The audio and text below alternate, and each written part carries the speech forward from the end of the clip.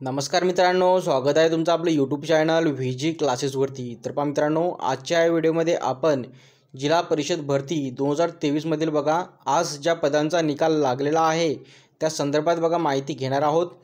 तर पहा मित्रांनो, त्याआधी जे आहे जिल्हा परिषद भरतीचा बघा आतापर्यंत बघा ज्या पदांचा निकाल लागलेला आहे तर त्या उमेदवारांना निवड यादीतील जे आहे डॉक्युमेंट व्हेरिफिकेशनसाठी जे आहे बोलवण्यात येत आहे मित्रांनो। आणि त्यांना जे डॉक्युमेंट व्हेरिफिकेशनचे मेल जे आहेत ते रिसीव होत आहेत।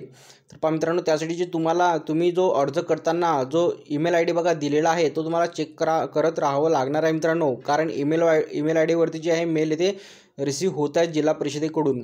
तर बघा तुम्ही इथे बघू शकता की नाशिक जिल्हा परिषदेअंतर्गत जे आहे ज्युनियर ड्राफ्ट्समॅन म्हणजेच कनिष्ठ आरेखक या पदांचा बघा इथे निकाल लागलेला आहे।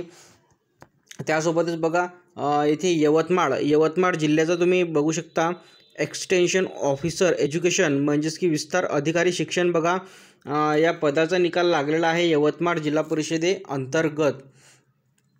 त्यानंतर बघा नाशिक जिल्हा परिषदेमध्ये ज्युनियर अकाउंट ऑफिसर कनिष्ठ लेखाधिकारी बघा या पदाचा निकाल लागलेला आहे। हे जे निवड यादी आहे मित्रांनो कंबाईंड मेरिट लिस्ट ही तुम्ही जिल्हा परिषदेच्या अधिकृत वेबसाईटवरून डाउनलोड करू शकता किंवा आपल्या टेलिग्राम चॅनलला सुद्धा इथे व्हिजिट करू शकता।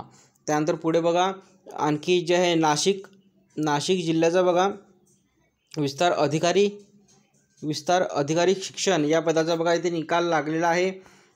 त्यानंतर पुढे बघा लाईव्हस्टॉक सुपरवायझर बीड जिल्हा परिषदेचा म्हणजेच पशुधन पर्यवेक्षकचा बघा इथे निकाल लागलेला आहे मित्रांनो बीड जिल्ह्याचा।